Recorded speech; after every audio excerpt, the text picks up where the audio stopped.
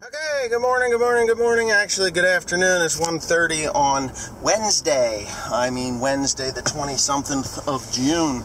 I should probably get that. I'm getting a lot of questions lately.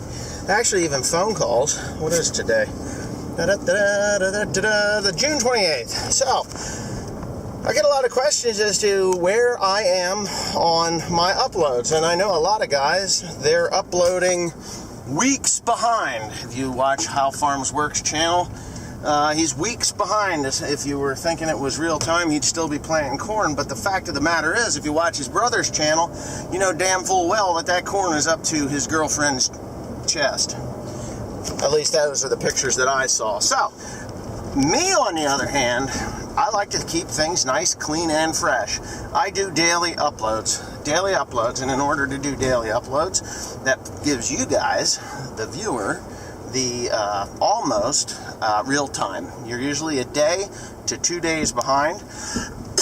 The video that I posted today or yesterday is about a week and a half old because I didn't film anything yesterday because I was so damn busy trying to bale hay and do other crazy things that I just didn't have the time to upload and edit a film that was current. So you got something that was a week old, but the one before that was done the day before that. So today's Wednesday.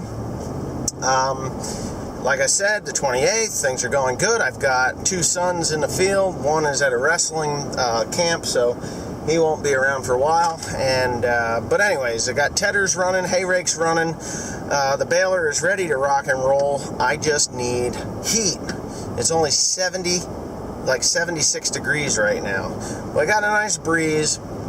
Hay that I raked up yesterday is being torn apart as we speak. For the simple reason, it isn't drying. The ground is so incredibly wet that the moisture is wicking up from the ground, and even though it's dry on the top, it's wet on the bottom, so I've had to tear that up. Now, Dad, he's on his way up to Point Mountain, which is 36 miles to our north, and he's going to start raking hay up there. Hopefully by the time he's done raking up, by the time that hay up there is dry and ready to go, I will have been done with the hay that is here like 4 miles from home. So, I would have been done yesterday, but the weather just wasn't cooperating. As I say, we farmed between the raindrops this year, and I've also said in past videos that anytime I hook up to a tedder, I'm wasting time and money. Well, it's true, but on a year like this, it's a necessary evil.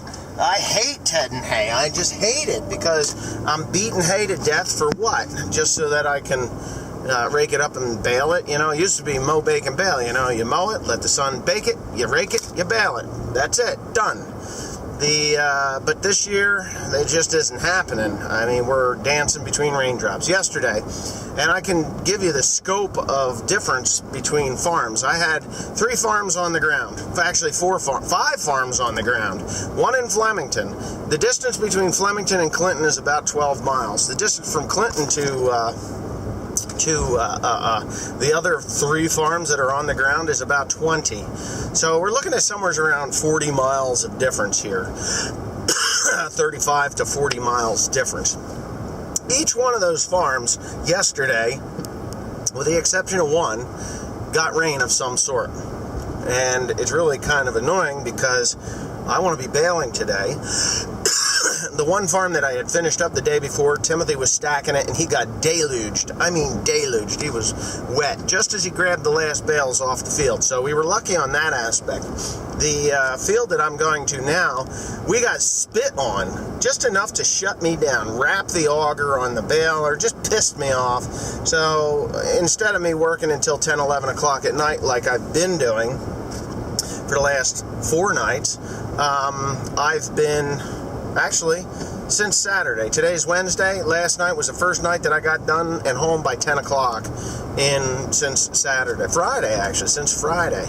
So anyway, that's just the way my days have been going. I'm kind of tired, but whatever. So we got spit on here. He got deluged there. The one in Clinton where I was bailing yesterday before I came to the one that I'm going to now, that got rained out after I finished bailing. So those bales are wet. Tim's going to have to deal with those a little later tomorrow with a stack wagon so that they dry out enough that they'll slide on the stack wagon. While I bail this today, this will be dry enough today, but when I get up to Point Mountain and Crystal Springs section of the Hunterdon County Park System, you can look that up online at HunterdonCountyParks.com, and you'll be okay there. You can see exactly where I'm working and what it looks like from Google Views. Excuse me, I got a hair in my throat from something I don't know. Something's tickling it. Now, of course, I can't find my son because he is not around. So, anyway, god darn it. Oh, so anyways, yeah, we're just running ragged trying to get a couple of thousand bales bailed. Now, yesterday and the day before, I only bailed a little over 500 bales in 2 days. I'm a little bit upset about that. I should be farther along. But anyways, with that being said, I'm going to shut the hell up and get on, find out where the hell he's at, because he's supposed to be here, not there. What did you break now? Well, I didn't actually break it. Teresa did, right? No. Actually, we're in tough hay. If you point the thing to the sky, see all those clouds up in front of it? Yeah. It's getting tough. What's got to do with that over your baler? Weather has to do with it. Has everything to do with farming. Whether it's just baling, or whether it's everything. Weather is everything. Let me get the little.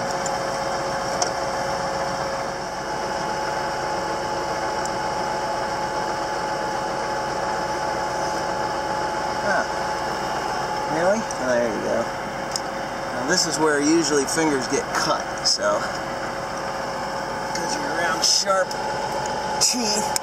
Got it. All right. So this is actually going pretty easy. Pretty easy. Now I got to tighten her up. Chains usually break because they're what? Tight. Nope. Backwards. Loose.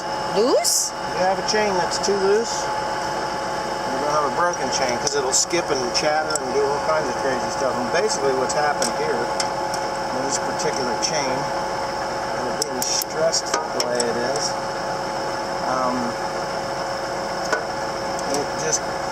it was too loose and it chattered from all of the hammering that I had, and it just came apart. Literally, probably just fell apart because of it being too damn loose. And it is not being too cooperative here either. I'm actually going to over tighten it a little bit because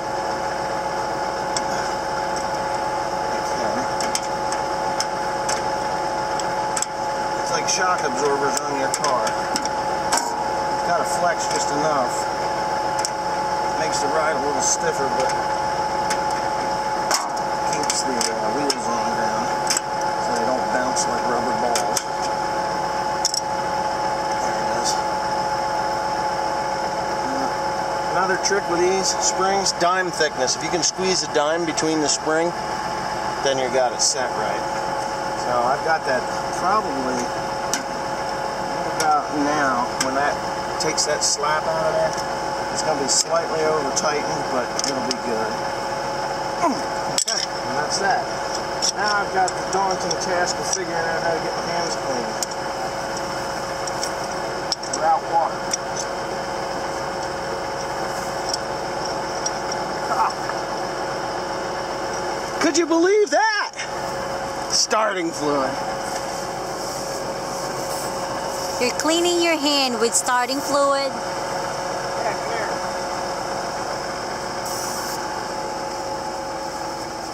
Not the most healthiest thing in the world, but go beat the brake fluid.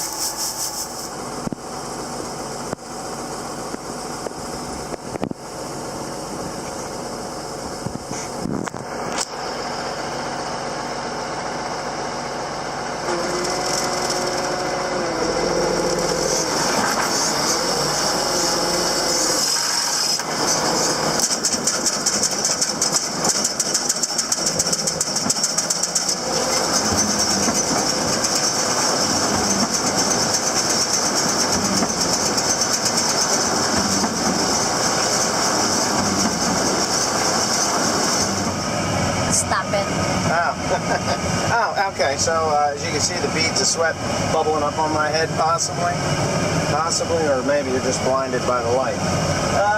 My air conditioner broke. I'm gonna have to. Is that thing like focused on my nose? Pull that back a little bit. Just because you're cross-eyed doesn't mean I have to. Anyway, yeah, the hose rubbed its way. It's so hot in here that I can't even think straight. But I'm not a pussy, and I'm gonna still go. Usually when you're 40 miles away, shit happens and you break it. So I'm going to drive this thing home tonight because tomorrow morning I'm going to pull that hose off of there. It's a steel line. I can braze it shut and be done with it. And life will be good again. But what happened was the radiator hose, I don't know. It doesn't seem like the radiator line has, it's pipe, it's steel pipe. It rubbed a hole through the AC line, the hot side or the high pressure side, and has caused a hole which I've lost all of my R134A, and so now it's hot in here. But the good news is things are starting to get tough. I'm going to finish up. I got this field here to do, and there's one behind Teresa here, and then I've got another 160 acres up north, or up on top of the hill here that I can get to tomorrow. But I'm not even going to worry about it. I'm just going to drive it home, fix the tractor, and then drive it back tomorrow. It takes an hour and 20 minutes to come up here. Yeah, an hour and 20 minutes, I think is what it is. It's a long time to drive it, but you know what? Worse things have happened, and I can't fix it in the field hardly, at least not without a major production. And I'm kind of anal about bringing my equipment home, especially when you're driving around with almost $400,000 worth of iron.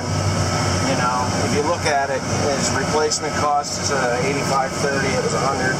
That's $175. So $275,000 worth of son of a bitch. You know, like I said, things are getting damp.